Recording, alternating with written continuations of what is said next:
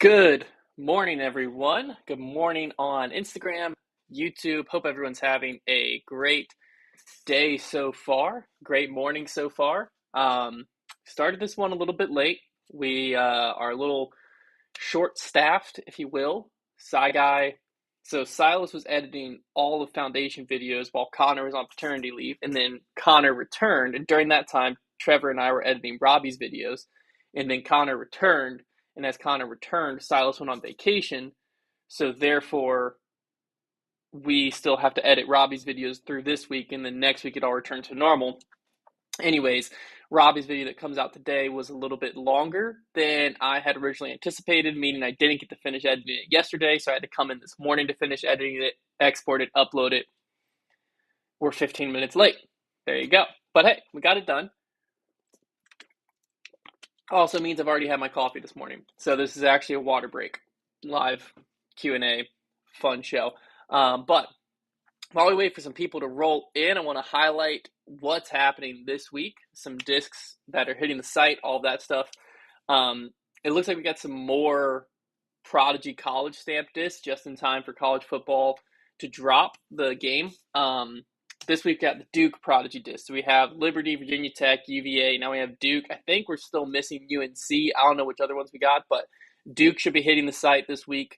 We're going to have an MVP restock. I don't want to make any promises on which molds. We have a pretty full MVP restock, but it's going to take a while to get all of it up. So I don't want to promise which molds are going to be up this weekend. But by Friday, the typical marketing material, all that will go out, and then you'll know which ones ended up hitting the site. So MVP restock. We also, I think, dropping this week will also be the new Jawbreaker, Discraft's new Jawbreaker blend. It looks like it's going to be in the Challenger, the Roach, the Zone OS, and the Banger GT this week. I would assume those drop Friday as well, but I don't know exactly what time they drop. And then the final thing, this is actually something we've been working on kind of behind the scenes for a little bit, is we got foundation umbrellas in. So foundation umbrellas came in, and they're only going to be available in person right now because figuring out the shipping on them is a little difficult. So I'm not going to say we're never going to offer them, but right now you can get them in store, and then when we vend at tournaments, we'll have umbrellas. But they're pretty sick. I should have actually brought one in here because we have them out front. But they're pretty cool. They're pretty cool. They are just like a full golf umbrella with like the different foundation logos and stuff on it. Also happening this week, fingers crossed, I'll get the behind the scenes vlog edited and up of the Darkhorse Aceon drop. I haven't done one of these since that happened, so I'll give you a quick update because y'all blew me away. My mind is still kind of blown.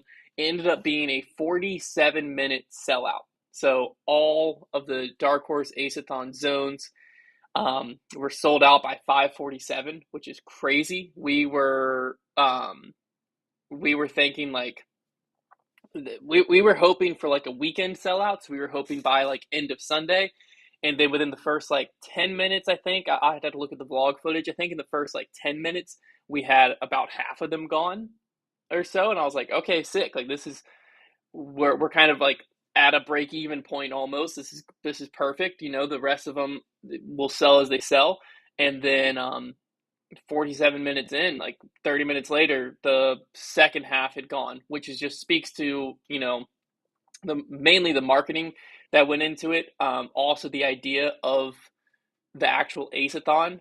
It just seemed like it hit all the right places because a 47-minute sellout in today's disc golf economy is pretty crazy. That's like we stopped doing drops in 2022. I thought it was the end of 2021. It actually was like middle of 2022 because basically the demand was gone.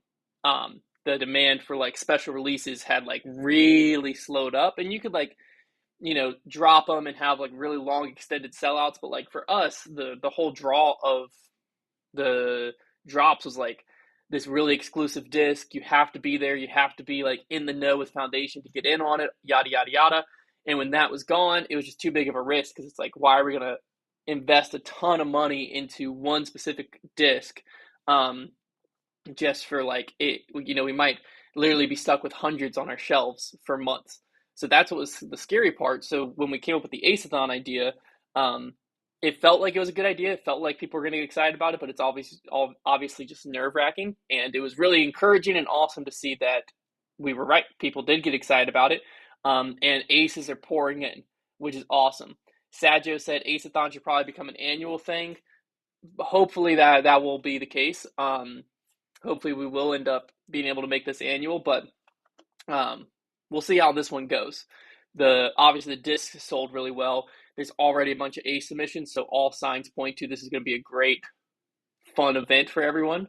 Um, but yeah, super excited about that. So thank you all for your support in picking up an Aceathon zone, and I'm sorry to those of you who weren't able to get one. I did not. I was partially my fault because I told a lot of people like, oh, you should have time, like as long as you're trying to get on there by like end of day Friday, early Saturday, it'll be great. And then they sold out in 47 minutes. I just didn't expect it. So, beyond that, I wanted to. Um, Hunter Kyle said, loved the Aceathon idea, just didn't like that zone or Discraft's plastic generally. The ESP Flex is by far Discraft's best plastic. It's phenomenal. And then you add the Jawbreaker in. I think that's pretty sick too. Not liking the zone, I can't help you there, Hunter Kyle. I would be curious what overstable approach disc you do like. But what I thought would be fun for this, as we I give you like a wrap up the update, and then we'll get into questions here in a second. What I thought would be fun is we just dropped. What would this be? When did I release this? Last week? Yeah, July 8th. So right at what was that, 8 days ago? We just dropped the top selling discs of June. This week we're going to drop the top selling disc of Q2, and then next week I'm going to release the top selling discs of the first 6 months. But I thought it'd be fun to kind of just go over that here, because why not? So top selling discs of June, I'm going to do the top 10 on each of them. But you can head to our site. If you scroll to the bottom, there's a little link that says blog. And if you click there, you can actually see our top selling discs of June and our top selling discs of May. So June, we'll go from 10 up in case you haven't seen it. 10th place was the MVP Tesla. Not super surprising considering that's when the actual Simon line or Simon Tesla dropped. So the pre-sales hit in May, and it was like one of the top selling discs. This week or this month was like when the actual release happened. So Tesla, number 10. Number 9, the Axiom Crave.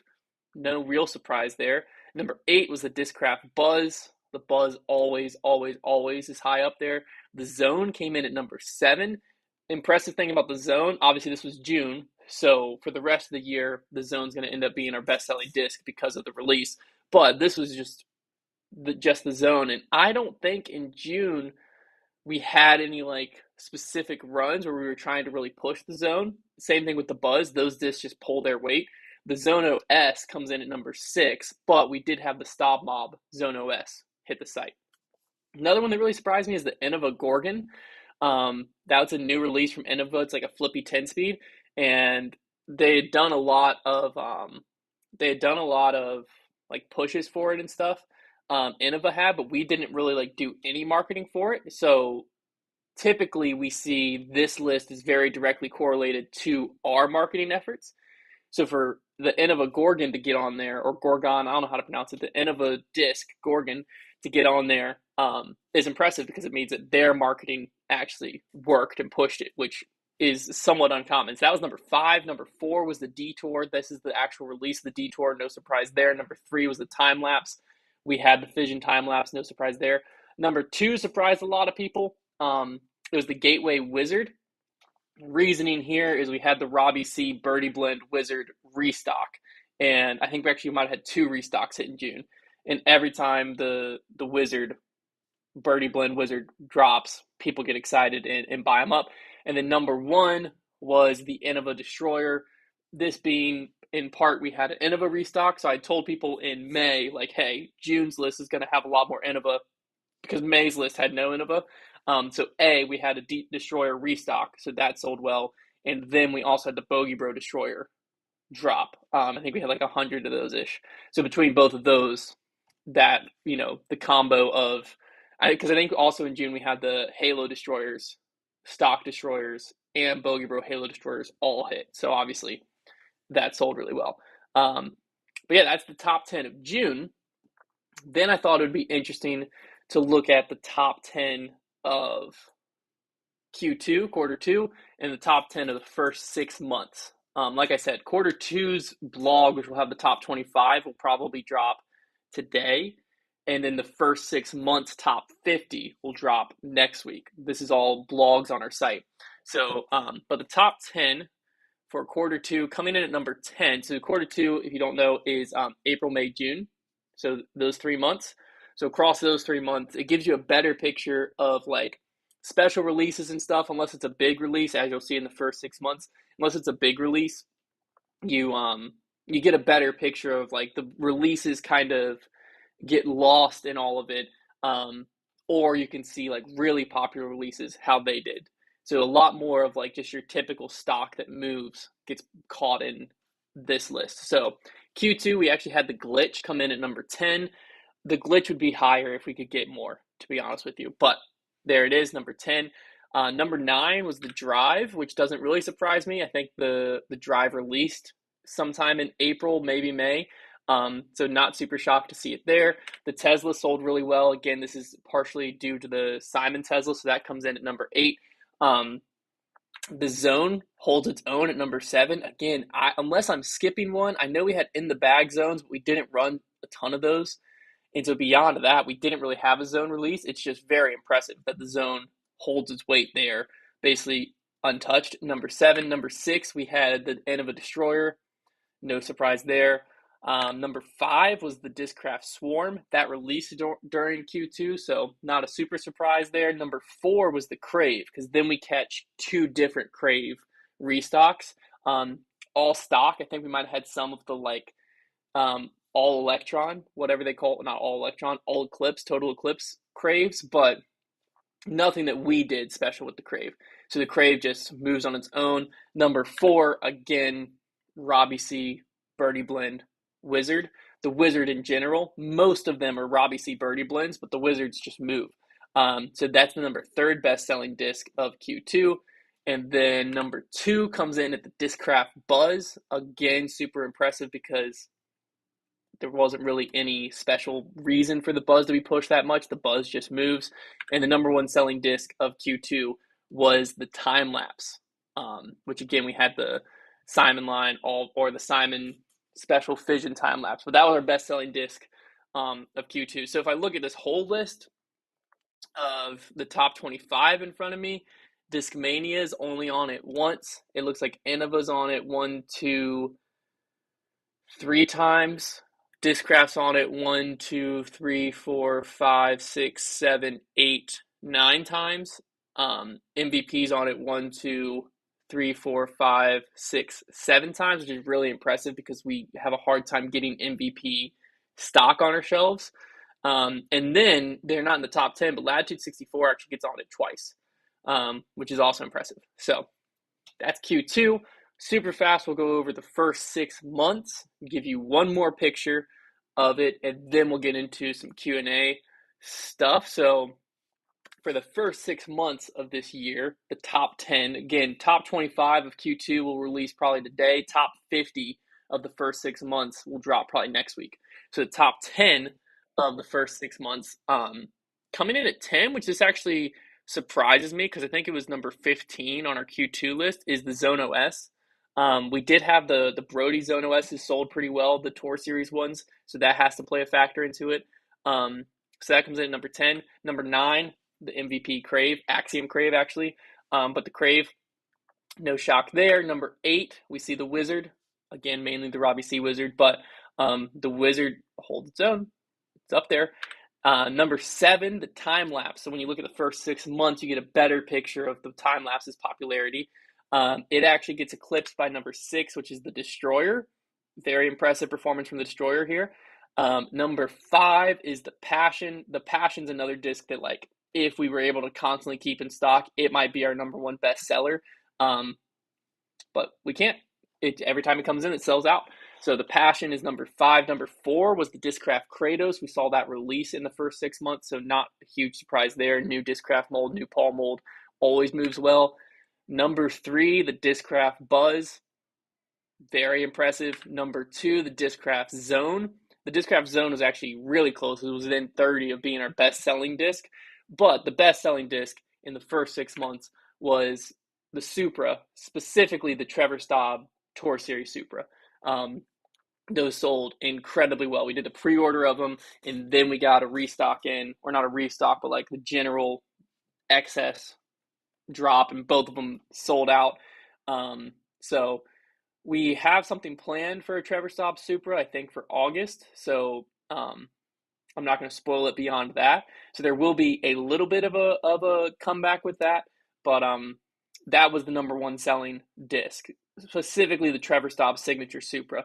I think that the Supra in and of itself definitely made up less than 10% of the total sale. The Trevor Signature Supra was the main one there.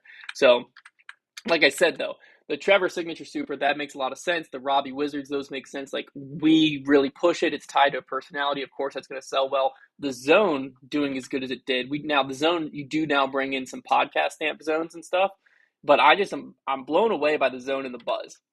Every month, even without special runs, special stamps, they hold their own. So consistent bestseller. If we look at a long-term picture, the Zone and the Buzz, always up there. But the top 50 list is going to be fascinating, I think. If we look at the top 10 here, we have 1, 2, 3, 4, 5, 50% of it's Discraft. Doesn't really surprise me. 20% is MVP, and then 10% Gateway, 10% Innova, 10% Finish Line. As we extend that out, honestly, that Discraft 50% ratio is going to hold pretty true. So it'll be very interesting to see. Because I actually haven't finished it. I'm only 37 molds in, because I have to calculate. I pull all the data, and then I have to, if we have, for instance, Anthony Barella's Tour Series Venom, I have to combine that sale number with the stock Venom, with if we do a custom stamp Venom, so that the mold itself has the true thing. So I have to do a little bit of work on the back end. So I've only done 37 molds, so I still have 13 to do to see what rounds on the top 50. But very, very impressive stuff there. I always find that interesting, so I thought y'all might as well. But all right, let's get into some questions. If you asked a question on Instagram, go ahead and re-ask it. There's no good way for me to really see unless I get scrolling. On YouTube, I can see pretty much all the chat. So Hunter Kyle said, picked up a steady ring cinnamon. Does the ring plastic fly any different generally to regular steady if I throw in any mold? In my opinion, I think that it flies pretty similar to the typical steady. I didn't notice the ring steady flying any different, personally. So, let me know if y'all have a different experience. But for me, the ring steady flew pretty normal.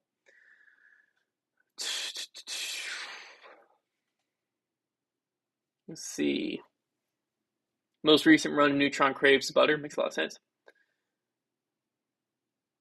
Oh, interesting. Logan said y'all should check out the $5 plastic kids basket at Five Below. Surprisingly fun for indoor golf.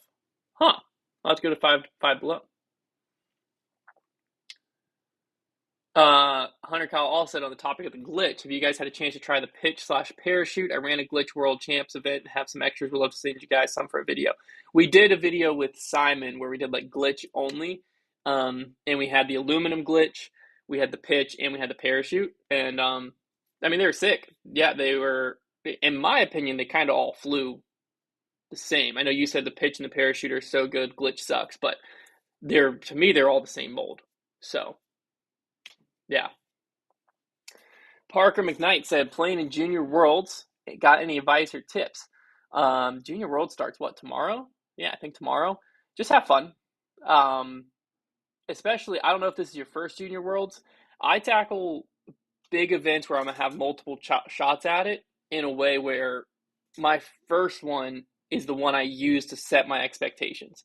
Because, obviously you should have a goal, maybe win your division, maybe come top 10, top 25, whatever you think's realistic for you. But you shouldn't have your enjoyment of the event ride on that goal. the first time around. Then you can evaluate and be like, oh, wow, I came in thinking maybe the top 25 would be good, and I finished in 10th, and I was only 2 shots around off the win. I can do this. And now you can next year go in, I want to win AM Worlds or Junior Worlds. Or you might be like, top 25 is my goal, and you finish in 40th, and you realize, oh, shoot, these kids are great. I need to put in some work. So I wouldn't let your enjoyment of the event be performance based, and that also helps take pressure off of the performance. Like, just go out there and let this be a fun baseline set. See where you are compared to the best players of your age in the world. Because that's the good thing about Junior Worlds. AM Worlds, you don't always have the best AMs travel. Like, there will be some amateurs that are just sleepers that you just, obviously AM Worlds, like, they should be the best in the world, but just sometimes people don't travel. Junior Worlds, I feel like that's not true. I feel like the best of the best junior players, like, they go to Junior Worlds. So what that means for you is, like, you're seeing where you are on the grand scheme of disc golf for people of your age, because, like, the best juniors in the world are pretty much all there. So I would just go out, enjoy it, have fun. Don't worry about where you're at on the scoreboard, and then use that as a basis for, okay, what am I capable of next year? That would be my advice. I saw a good question. Oh, here it is from Adam. He said, as a business owner, are you bummed that you didn't make enough ace discs to meet demand, or are you happy enough to keep it limited?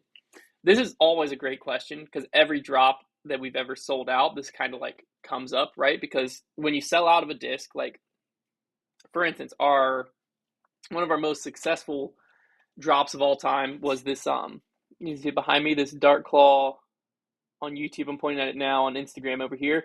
The Dark Claw CT Jawbreaker Wasp. Those sold out in 5 seconds. I think it was something crazy like that. And it's like, could we have easily moved 3 to 4 times the amount we did? Yes, sure. I mean, 5 second sellout, like, obviously. But what that did was it created a market where for the next 10 drops or whatever we did, there was a reputation of, if you're not on there, you're gonna miss out. And so it helped the next ones sell better. So it depends on what your goal is. So for the Aceathon, for instance, we always like set our goal of like however many discs, right? We want to sell out of them. We are never upset that we didn't, we never want to get caught in, we could have sold X amount. Like, we could have sold with the Aceathon, we probably could have sold, an extra several hundred discs, or maybe even extra 1,000 discs or something like that. But we set out with the goal to sell what we had. And so we did that job.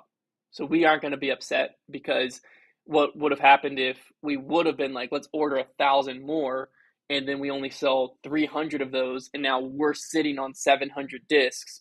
And like, that what if is way scarier than where we're at now, where it's like, we bought the discs, we sold the discs, they sold out fast.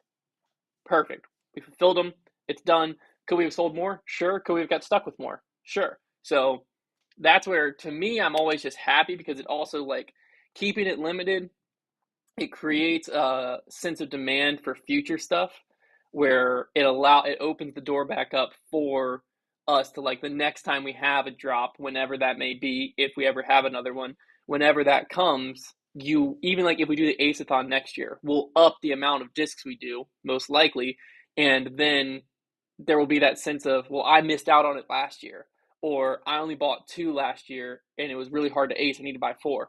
So like, there's that sense because of the sellout. Without the sellout, that sense of urgency doesn't exist, and then it makes it hard for the next one to be more successful than this one, if that makes sense.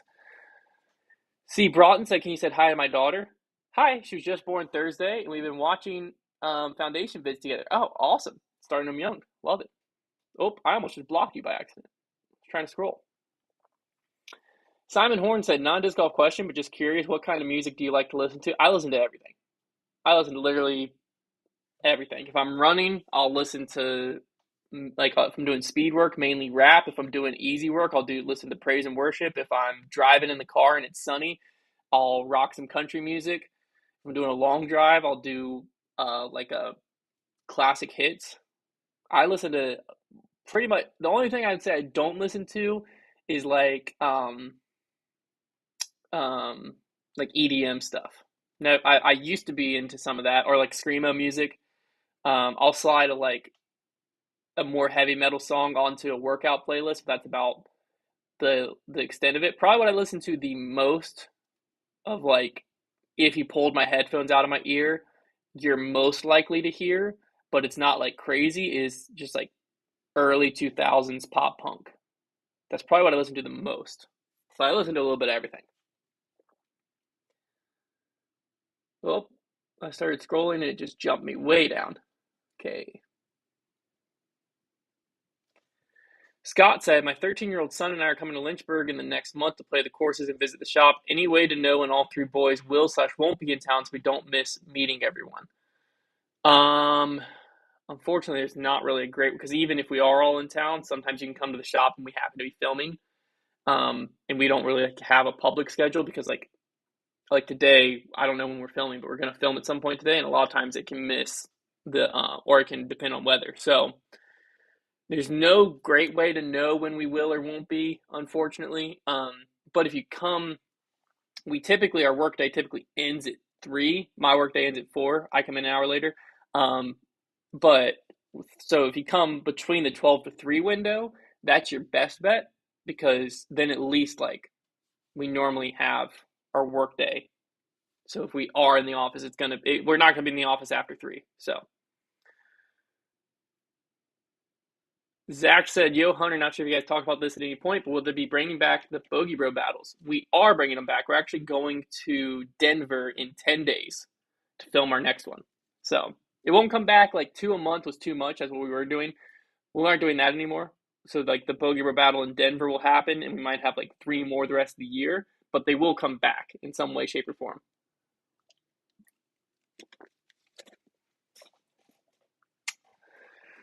Ethan said, "Got any good replacement for a Hades?" Um, well, if it's a stock Hades, then it's a different answer. I personally love the Domi Hades. They're a little bit more overstable. I just got my hands on the Captain's Thrasher. I think we actually have to sum up for pre-order. Threw it yesterday. Flies a lot like the Domi Hades flew. I haven't had a chance to really lean into it. I just threw it like 2 or 3 times, but that was what the initial flight reminded me of. So I'm really excited for the potential of that disc. If it's just a stock Hades, I think we have Hades in stock, and that's probably your best replacement. Another option is the Shrike from Innova is pretty close to a Hades. I think that could be your good option.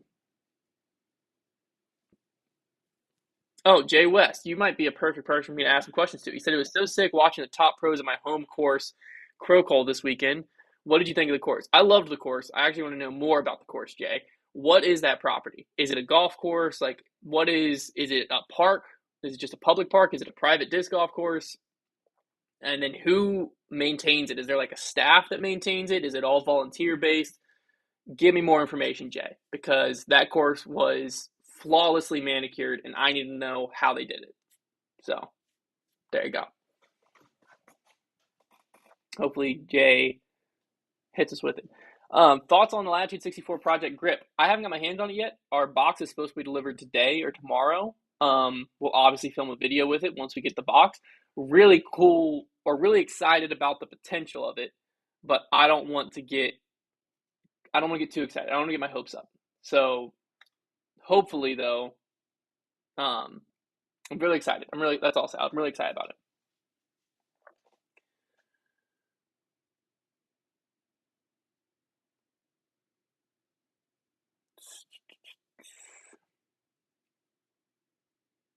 Adam also said, I heard par at Crow Cole's 1,000 rated. Do you think that should be the standard? Ratings are just so tough because par at Crow Cole's 1,000 rated until it's not. You get the right field out there, the right people shoot a certain thing, and the next thing you know, like the rating is based on the course, but it's not based on the course.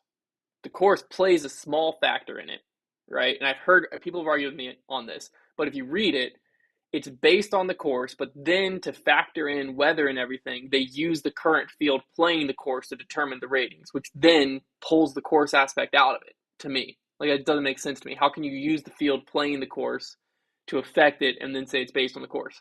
So, do I think that should be the standard? In the general idea of it, I really like that like toughness level where like you can have people shoot 12, 13 under. Sure, like that's how New London is, right? Like someone could go out there and shoot 13 under because a pro is capable of birdieing every hole out there. But your average pro, like average touring pro, is going to shoot like 5 under or 6 under. Like that's going to be like if you go out there and for Worlds, a pro puts up 7 under, 6 under at New London, they're going to be in the mix because most likely I think that a player is going to go like I could see the hot round out at New London being like 10 or 11. And I think that's similar to Krokol. Obviously, Ricky went 13-12, but then he fired off at 8. So he finished at, was that 30? He finished at 33 under, so he averaged 11 under across the rounds. I think that plays a little easier than how New London will play, but I like that standard, right? Of like, you got to be on to get to double digits because Ricky played out of his mind. I mean, the next closest guy was 28, averaged under double digits, and he was 5 clear of the field at 23 was the next under. So like that just shows 33 under is crazy. So I like that. I don't necessarily think par being 1,000 rated should be the standard because I don't believe in ratings. I think that that's a flawed system. I think it's fun for AMs, but on the pro scene, it's a pointless stat because the best players in the world play against each other, and as long as they're playing against each other, what's the point of a rating? AMs, it's fun because it's like you could tell me you're 950 rated, and I'm like, oh, I'm 940 rated. We're going to be pretty comparable skill level wise, right? So even if you're from North Carolina and I'm from Mississippi, we know we're going to be pretty close. Pro, you can see who's pretty close. It's called the Pro Tour standings. That's all you need to see. So there's my rant. Off my soapbox. Tactical Welder said, heard Castplast discontinued the CAX and the CAX Z molds. You know if that's true? They discontinued one of the two. I don't know if they did both.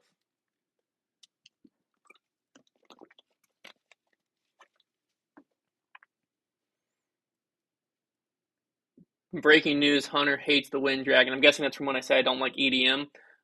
That was one of the most interesting things I've ever seen. We'll just say that. For the Ace-a-thon, if you get more than one ace, can you submit both? Or no, yeah, you can submit as many as you want. We'll only pick one most likely, but if you like, just keep upping yourself. So, Luke said, any idea when the Atlas bag will restock? Should be soon. I think we're supposed to be getting a shipment in July, so hopefully that comes through early August, maybe somewhere in there. Okay, Jay, here we go. He said it's an old front nine ball golf course. Makes perfect sense. Some disc golfers bought the land from the golf club and started to build the disc golf course. So it is property. The property, Jay says, now the property has a 9-hole golf course on one side, 18-hole disc golf course on the other, pro shop cafe in the middle. That's awesome. Oh, Jay also said you should watch the Jomez episode about the Krokol. Like Andre said. Oh, where was he say? Watch a recent Jomez series by Joey Tamale, The Macbeth Effect. The Krokol episode explains everything about the course. Oh, okay. I don't have DGN Pro, but once I pay for it this weekend for the European Open, I might watch the Macbeth Effect. There's a lot of disc golf to watch right now. So if I watch it, I'll have to watch that episode. I think the Macbeth Effect is going to drop to the public at some point. Whenever that drops, then I'll be excited about that. But that makes a lot of sense. Okay. Oh, geez, Junior World starts today. Goodness. How sick is this month's sub box? Any hints on the swag item? The swag item is actually pretty exciting. It's on YouTube. Oh, it's already on YouTube. Why were they pushing the Macbeth Effect to DGN Pro? That's interesting. I guess did it drop DGN Pro like early or something? I just know they were pushing it on DGN Pro. House Six this month sub box. Any hint on the swag item? The swag item this month is it's more so it's I think it's a mini. It's definitely a mini, but it's more so the stamp on the mini because it's like we rebranded. I'll just spoil it. We rebranded Foundation Nation, and we're actually going to be launching a Instagram page here in the next week or two, because it's essentially going to be a like community centric Instagram page. So a place for eventually the goal will be to have most of it being like Foundation Nation generated content.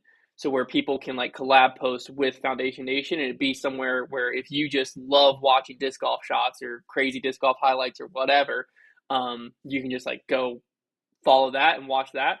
It'll be on Instagram. So we're excited about that. You can actually go ahead and follow it. It's at the Foundation Nation.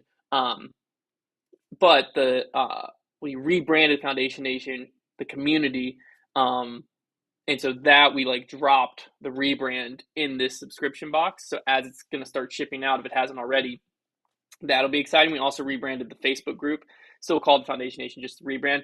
And then merch will be coming soon too, so that people, because before we just like, it just was the words Foundation Nation. It didn't have an identity. So we gave the community an identity so that when you're a part of Foundation Nation, you can now, rock a mini, rock some merch, even be featured on the Instagram page and like you already feel like you're a part of the community, but now you can plug in even more.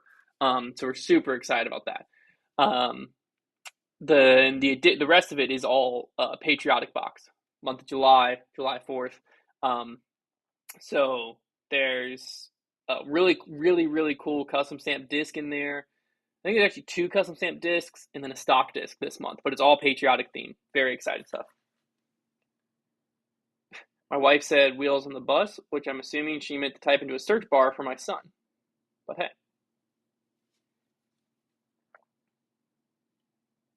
You can watch it a week early. Oh, okay.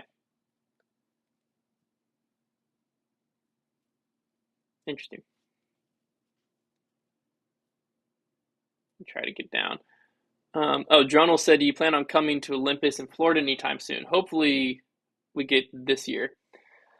All-time great said, when I go to register for the Commonwealth Games, says my division's full for all possible divisions I can play in. I see the problem. Give me a second here. And how do I edit this? That's not what I'm trying to do.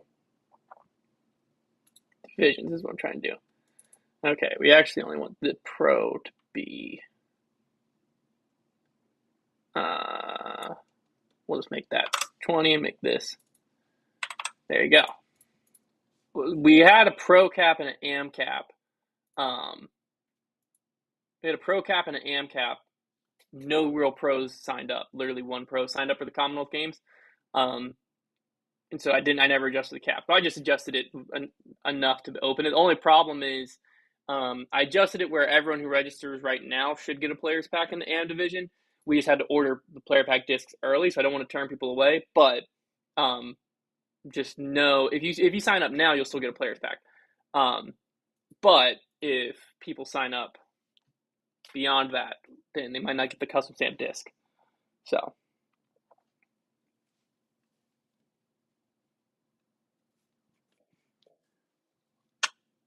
What percentage of Foundation's revenue comes from products versus media?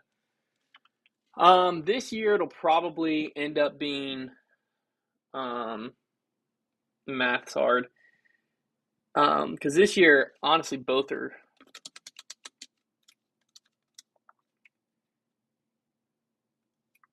I would say probably like 30 to 33%, 30%, somewhere in that range. It will end up being media this year, and 70% of revenue will be from product sales or just like in general product, merch, retail, all that. But obviously, media has only production costs associated with it. So very low cost versus products you obviously have the cost of goods sold. So Yeah.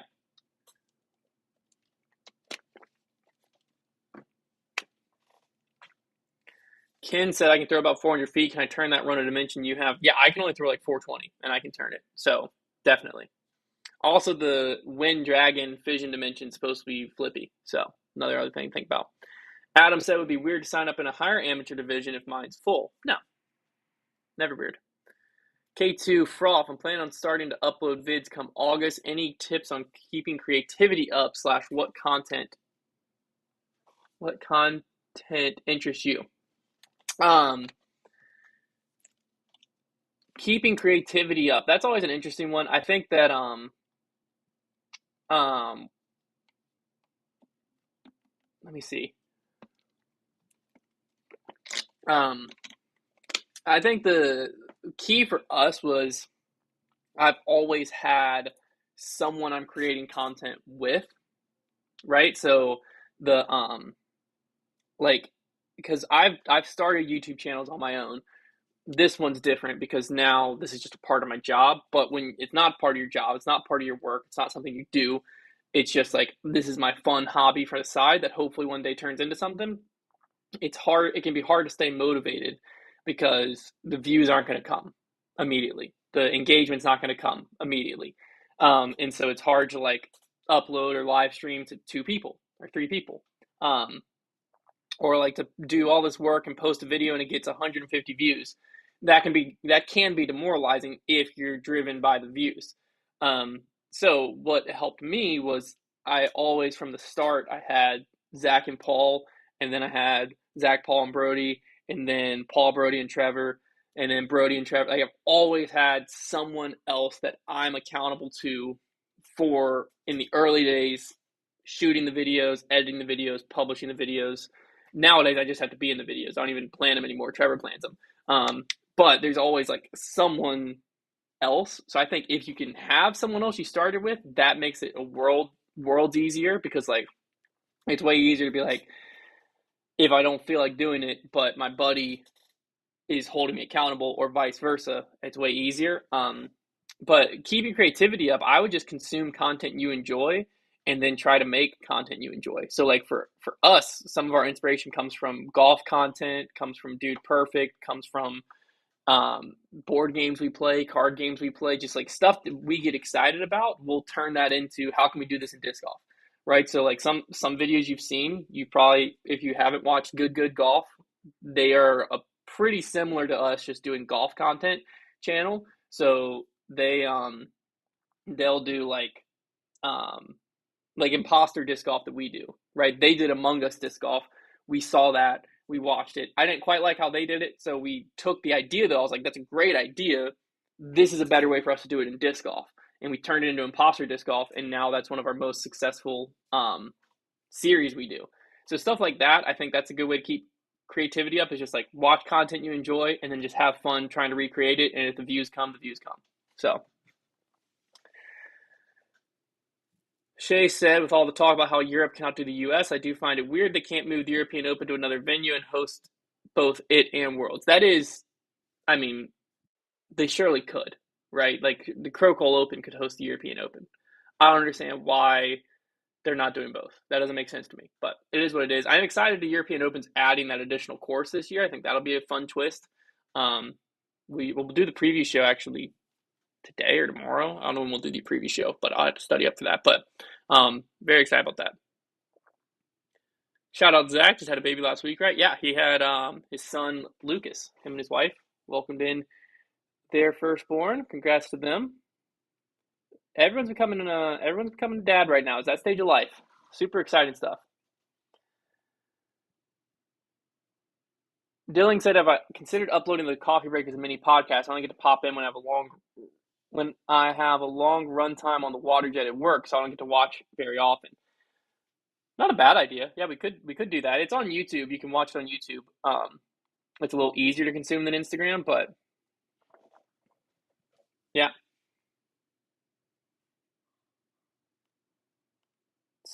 Let me get back up to current. 17-year-old from Canada threw a disc 724 feet at Worlds. Yeah, I saw that. Crazy. I think literally the only world championship distance title I had a shot at was like MJ12. I was looking at him like I could beat 12-year-olds, I think, maybe. Because even the top 12-year-old threw a little over 400 feet. So Charlie said, if I do month to month for the sub box, will it still come out automatically or do I need to buy it each month?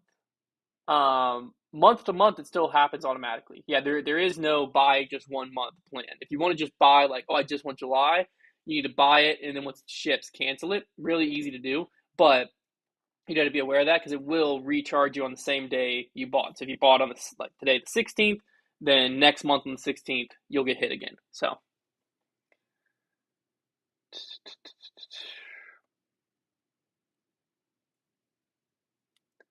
Shay said to listen to UC's Upshot interview. He talked about the coming changes to the Beast and the whole 16 drama. Spoiler: he blames the PDGA.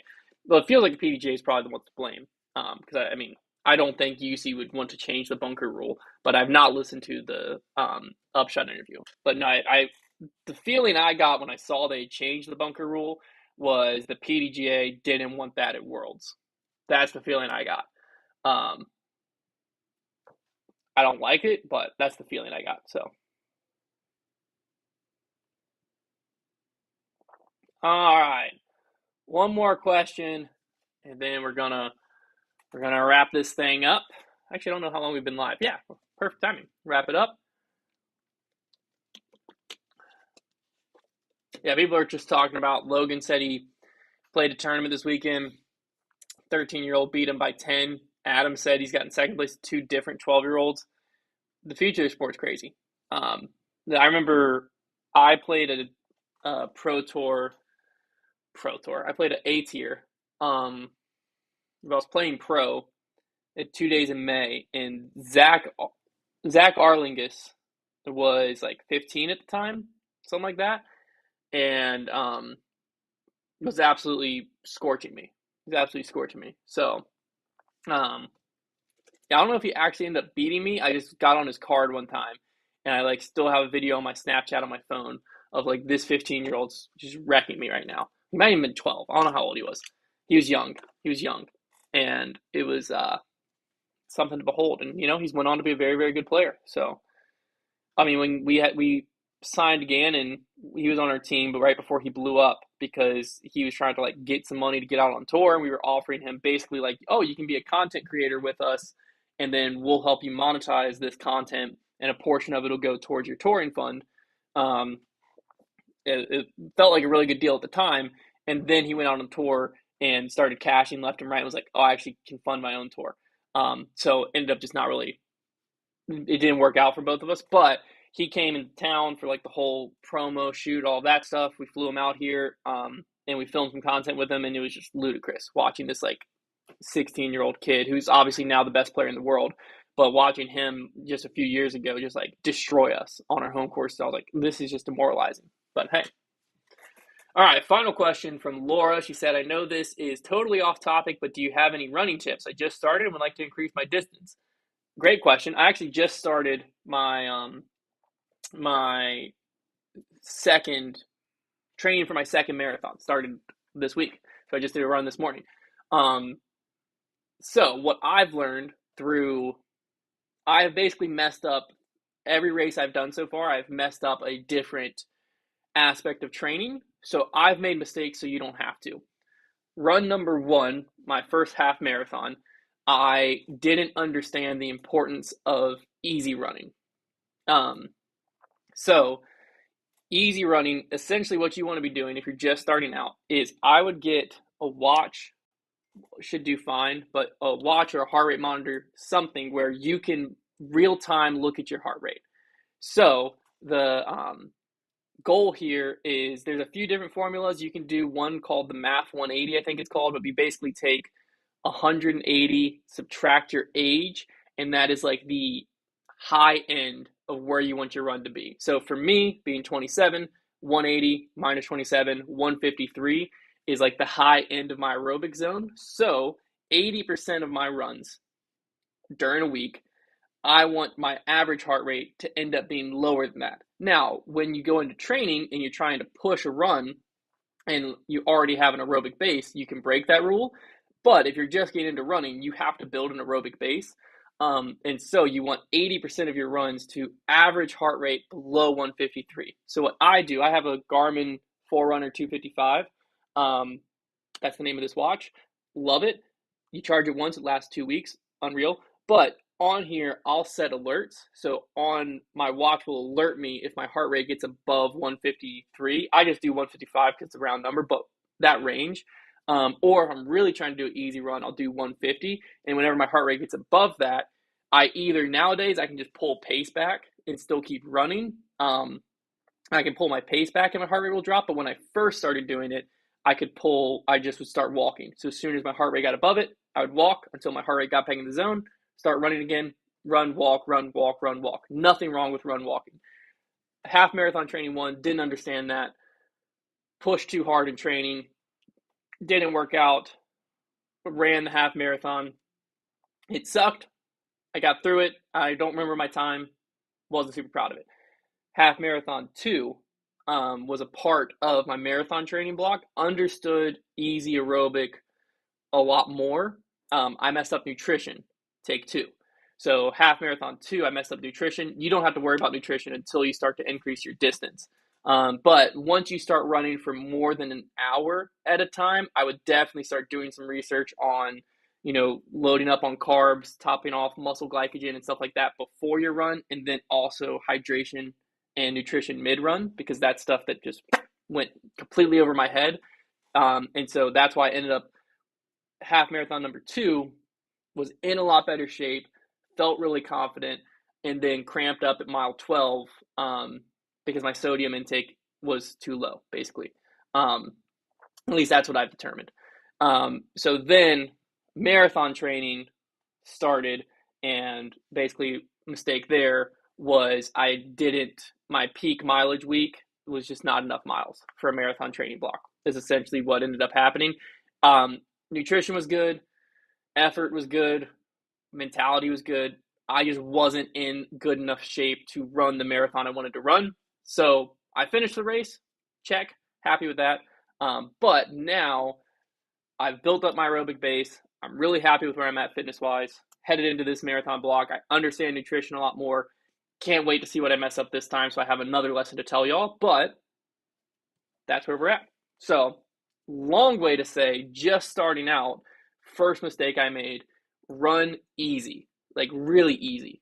Like you might be running 15-minute miles if you don't have a good cardio base easy.